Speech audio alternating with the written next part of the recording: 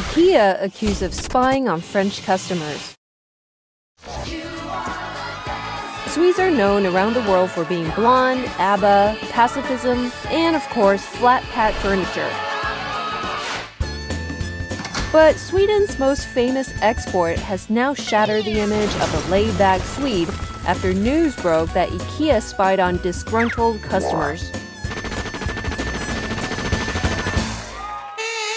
One couple in France were forced to move into a bed and breakfast after waiting 3 months for delivery of some furniture.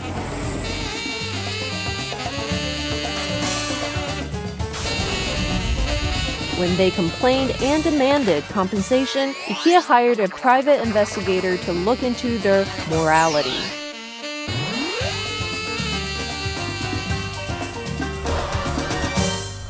Trade unions in France have also accused the company of spying on staff.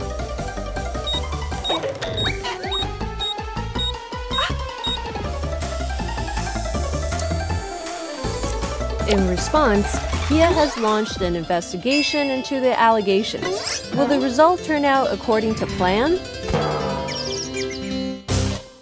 Yay!